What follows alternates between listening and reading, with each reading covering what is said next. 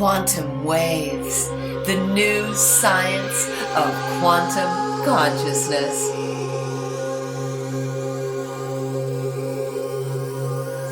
Hosted by me, Suzanne Ross. Mark Fiorentino has written a masterful book called Master of Reality, Super Relativity, the Unified Field Theory. His book is all about his journey to discover the truth about how the universe really works.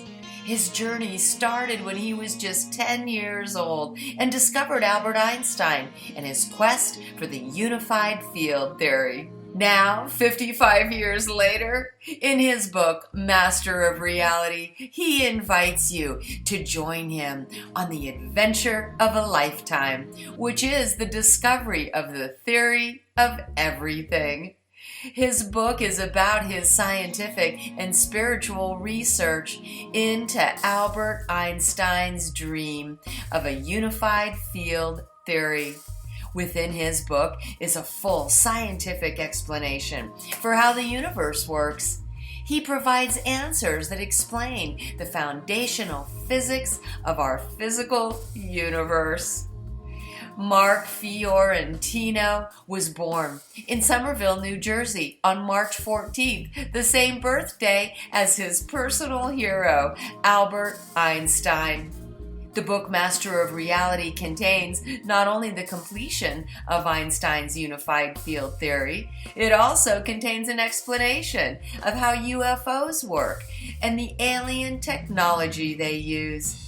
There's also controversial topics such as near-death experience revelations that are linked to the theory of super relativity and the theory of everything. There are many highly controversial topics covered in his book that concern a new paradigm shift in physics.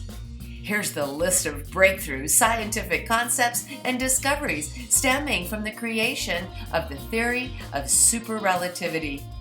The discovery of the origin of mass, gravity, and inertia.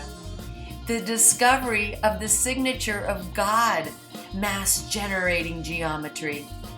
The breakthrough discovery that properly explains star formation. All stars have neutronium cores.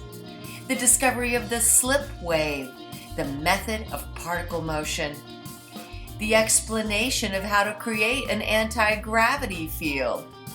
The discovery of how to break the light speed barrier. The explanation of the three true primary forces of nature. The explanation of how to build a slipwave spatial bias drive. The technology of the supercar is explained. The description of the stellar converter, which is a new high-powered technology for tapping the power of black holes. A global warming solution, Project Sunshade, a technology solution for stopping global warming. The establishment of the Global Space Defense System using Stargate technology, a new technology that can be used to travel to different time and space dimensions. Fasten your seatbelts, my friend, as we go on a journey through time, space, and beyond with my special guest, Mark Fiorentino. When I woke up on my path, the first thing I did was look at my hands and go, who am I? Where did I come from? Why am I here? What is this reality? And what is it made of? And I really wanted to know from a scientific perspective. And of course, Einstein was one of the first scientists that I felt really drawn to. And so I looked at, some of his work, and I tried to understand his theory of relativity and his theory of special relativity in my book. And I did my best to explore that. But you definitely take it to a whole new level. And so let's just dive right in to Okay. our interview. This is a great bridge. And so welcome to SciSpi.tv, Mark. I am so fascinated by the discoveries that you reveal in your book, Master of Reality. And I am so excited to dive into your theory of super relativity. Welcome to our show. Thank you for having me. This is going to be a lot of fun. We're going to talk about the foundations of reality. Questions that you've had and other people have had for a long time are finally going to get answered clearly and succinctly.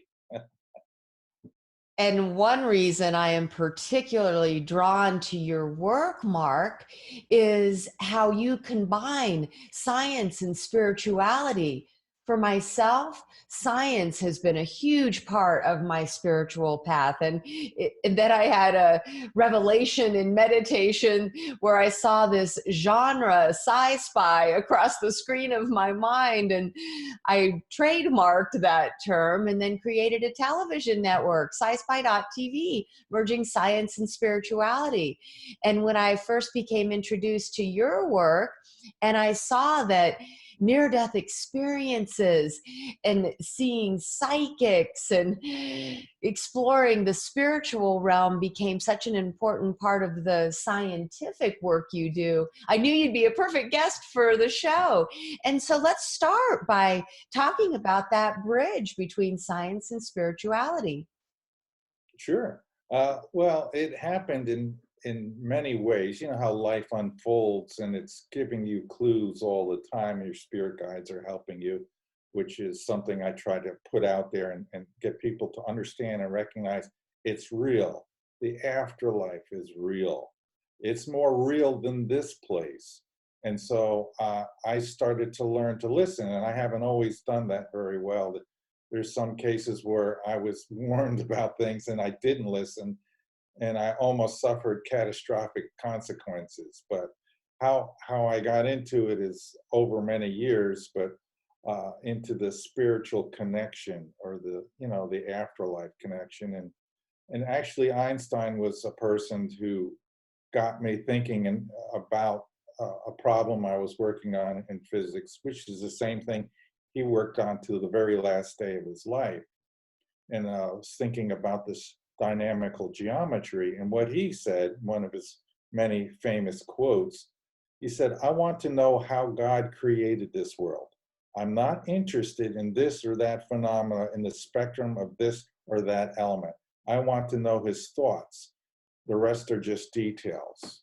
And what I found is the details are God's thoughts.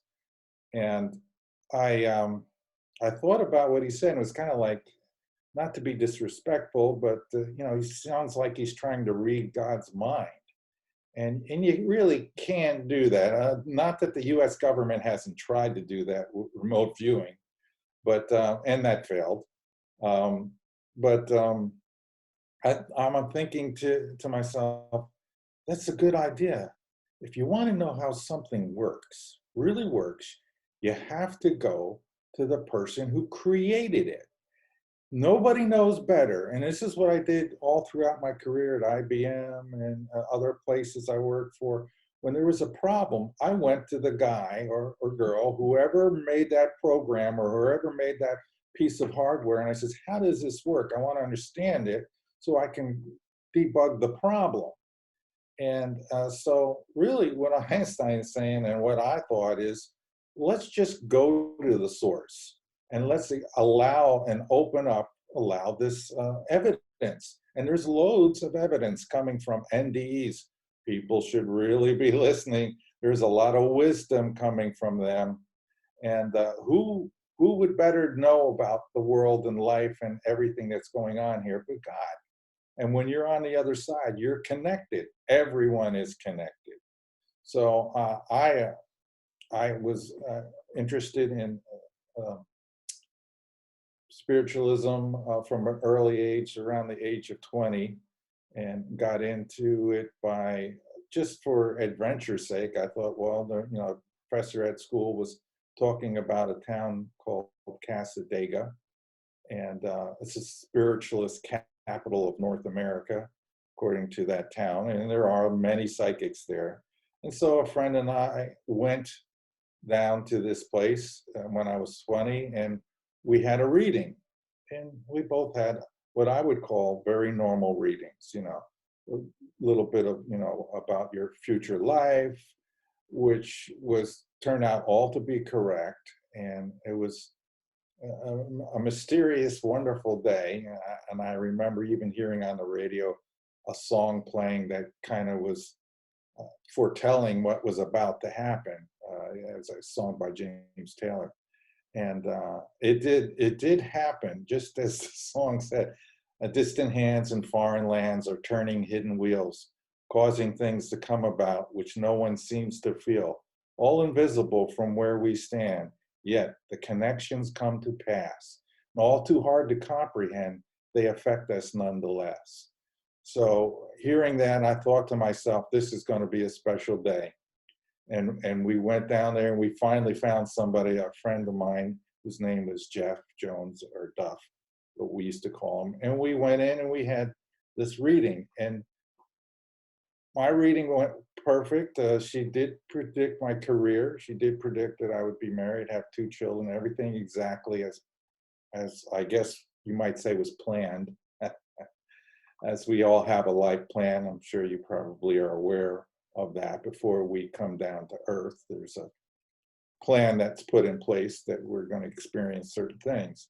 So what really happened that was very interesting is after we had our readings and such, we were driving to Daytona Beach, where we were going to finish off the weekend partying and celebrating as young people do.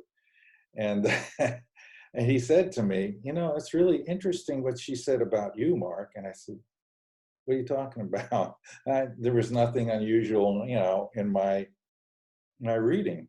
And she said, oh yeah, someday you're going to discover something or write a book or something. I can't remember exactly what he said, but it stuck in my head. And for years, I kept trying to invent something. So something in there used the word invention or discover. And I spent many years not really realizing that, I was studying physics, and that would become not just a hobby, but now it's ingrained in my spirit, and it's given me a mission and a task, which is why I'm going on these shows to basically bring into reality the unified field theory is here. It's been solved, as well as the solution for anti-gravity. This is something that will exist, and we need to bring it into this world. So that's a loosely knit explanation. There was 2 paths that led me to the connection of the spiritual realm to science. And let's face it, basically, science is underneath religion, because religion is the source of all that is scientific. All the constants of nature, all the laws of physics were created by the power of intention from God, the Great Spirit, the One, as they call him on the other side.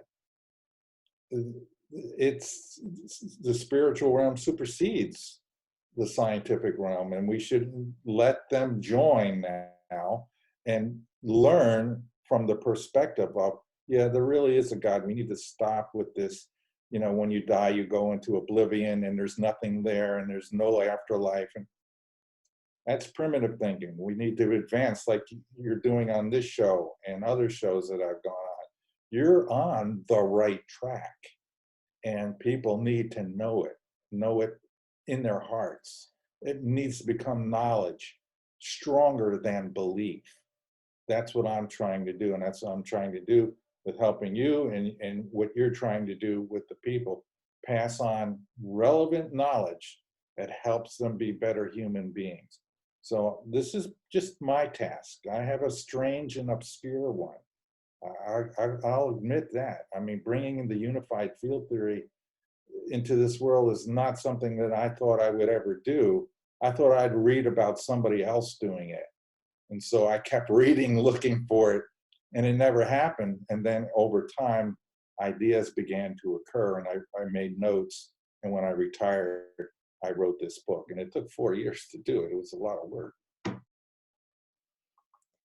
And so connecting into these discoveries about anti-gravity, for one, it came from sort of your interest in UFOs as a Right. child when you discovered that UFO landing sites had a very high level of magnetism.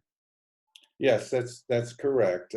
I remember very clearly. It's funny how these things just stick in your mind and stand out.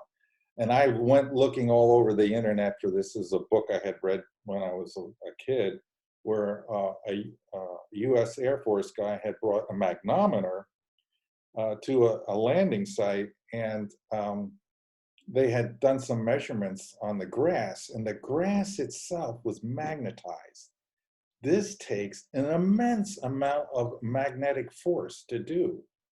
And then over the years, once I read that, that stuck in my head. And I said, wait a minute, anti-gravity has something to do with magnetism. Either magnetic field is a byproduct of the anti-gravity field, or it is the cause of the anti-gravity field. And over time, I came to the conclusion that the magnetic field is the cause of the anti-gravity field. And it took me many, many years to work through the mechanics of how exactly that works, how that can be. And it's clearly explained in my book, and it makes sense. It makes so much sense that when you read it, you say, how did we not know this? We did. The problem is physicists in this time have ignored it. They have ignored the evidence that's been there for years in place of the quantum theory, which really has caused them to lose their grip on reality. So what I'm trying to do is bring that grip back to common sense and what's really real, and not what we think might be real and what we think might be this way. Now, I'm telling you, from what I've learned, from your own evidence, from the physicist's evidence, this is clearly the way it is. There is an ether, and there is a fundamental field, and the other fields come about as aspects of that single fundamental field. So yes, definitely, I read a lot of books on UFOs growing up, but always looking for clues as to how, that's the thing I was really interested in, how they fly, how they break the laws of physics, or they appear to break the laws of physics. And we can't make a jet that flies, 10,000 miles per hour like this and then make a left turn a 90 degree. We would not survive that. The inertia would kill us on the spot. But yet they do it as a common thing. And so obviously inside of that spacecraft, they've managed to cancel out inertia. And that really comes from the anti-gravity field.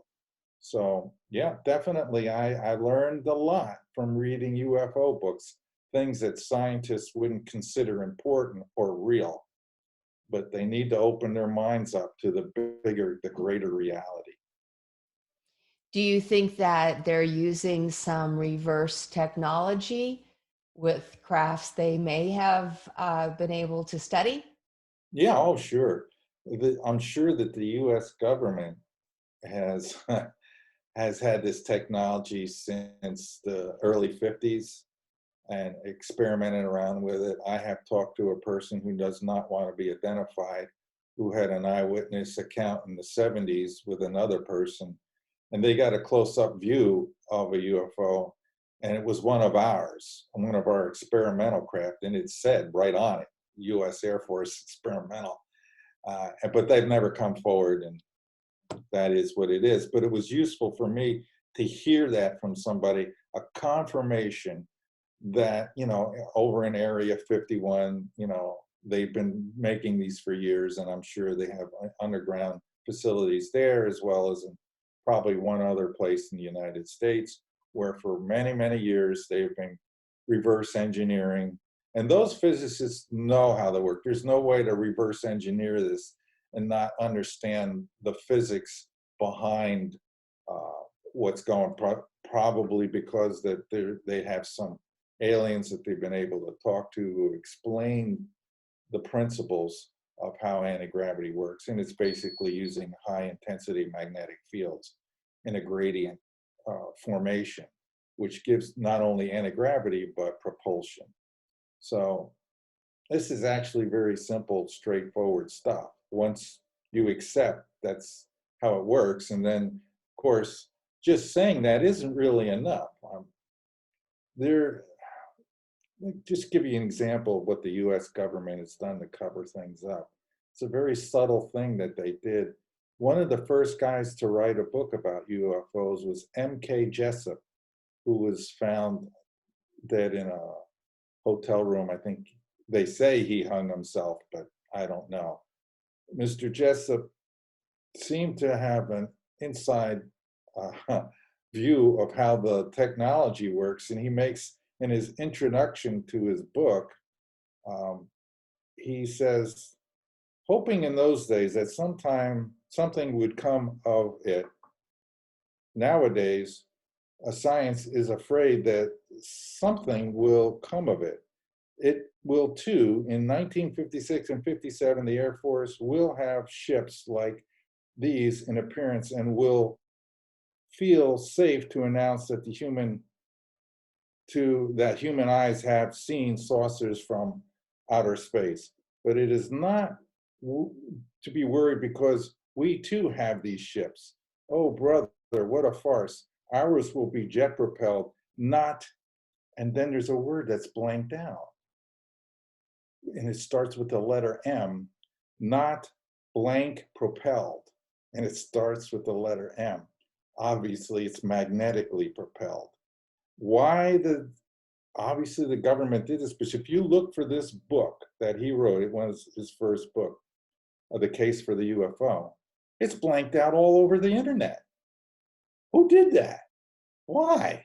Government. Why did they go through the trouble of blanking that word out and leaving the letter M in there? And if you look for this book, this passage is either removed entirely or it's left with the blank. It's just strange. I call it strange evidence in my book, but it's something that I'm saying this is common sense. This is the way it is. There's evidence of it, much evidence, not just what I'm telling you now.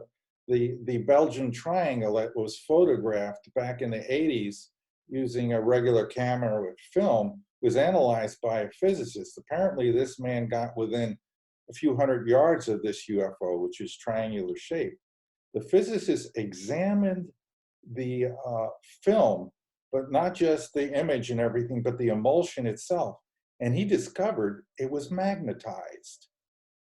More evidence that magnetism is what's driving the anti-gravity field.